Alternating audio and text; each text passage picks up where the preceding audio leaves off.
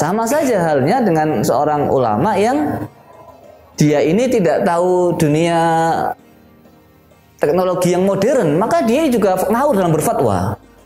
Contohnya ini kasus ya, internet kan sumber masalah, banyak yang masalah dari internet kan.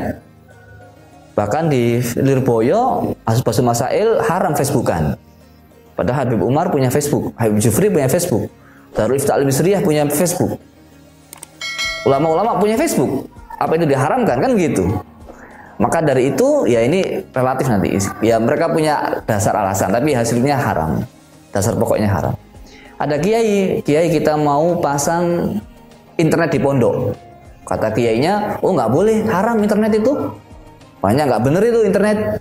Wis titik nggak ada negosiasi. Wow. Akhirnya apa? Ya ini karena kiainya nggak ngerti internet dia. Beliau nggak ngerti internet, nggak tahu apa itu internet, nggak tahu apa itu YouTube kan. Taunya jelek-jelek tok sumber masalah itu internet. Ada warnet lagi kan, anak-anak muda main di warnet malam sampai subuh misalkan.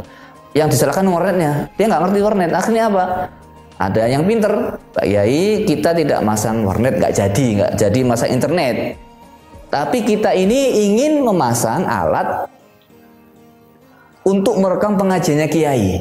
Jadi kalau kiai ngaji nanti yang lihat, yang dengar dari luar negeri bisa. Santri jenengan yang sudah boyong bisa lihat. Kita pasang wifi. Bukan internet tapi wifi kiai. Oh kalau itu nggak apa-apa, bagus kalau itu. Lah ini namanya kiai nggak ngerti kan. Gitu. Azizun Hakim. Itu. Azza itu mulia dari segi apa? Mampu menghukum orang. Nah sesuai dengan sanksinya itu aziz, mulia. Bukan kalau karim itu mulia dari segi apa? Sering ngasih. Itu karimun di situ. Kalau mulia ta'ala, mulia dari segi posisi kedudukannya sudah mulia. Jadi banyak artinya. Ya tergantung konteksnya. Kalau aziz di sini adalah mulia dari segi mampu menghukum. Kan Allah kan mampu aja menghukum, menyempitkan, tapi Allah kan tidak. Nah, maka dari itu kita kalau ada anak yatim ya kita rawat, misalkan saudara kita meninggal ibunya, ada istri ya kita rawat saja.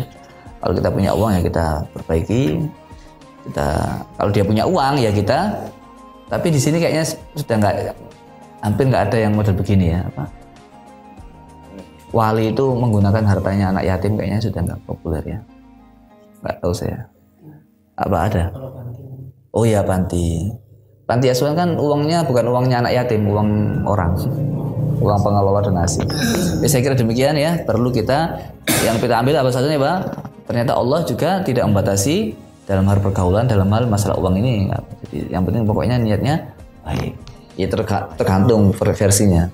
Menurut ilah kan ada nikmat ijad, nikmat imdad. Ijad itu apa? Kamu dilahirkan Allah ini sudah nikmat itu. Bisa lahir di dunia itu sudah nikmat. Karena kalian bisa menyaksikan kekuasaannya Allah. Kamu bisa mampir dalam ciptaannya Allah yang isinya dunia. Nikmat imdad baru merasakan nikmatnya apa? Makanan, minuman, ya, keindahan alam dan seterusnya. Tapi kalau orang ukur kenikmatan itu meskipun dikasih Allah imdad, kalau tidak ada iman tetap kurang. Dikasih Allah nikmat rumah, kalau belum ada syukur pasti kurang. Pasti. Ada sebuah cerita, ini saya ulangi lagi. Ada cerita, ini supaya kalian ingat, ada seorang santri ini kasyaf. Right? Kasyaf ini bisa melihat masa depan. Terjadi itu ya, saya nggak syarahannya. Melihat gurunya itu di keningnya ini ada tulisan ahli nar, ahli neraka gurunya itu. Guru saya ahli neraka. Dia nggak percaya. Setiap lihat gurunya ahli neraka. Semakin jelas itu. Akhirnya muridnya nggak tahan. Ini murid yang paling istimewa di depan gurunya karena selalu di depan istiqomah ya. Dia aktif. Pokoknya paling pinter lah. Ya. Suatu ketika murid ini nggak pernah hadir. Mana si fulan? Nggak hadir. Dipanggil sini.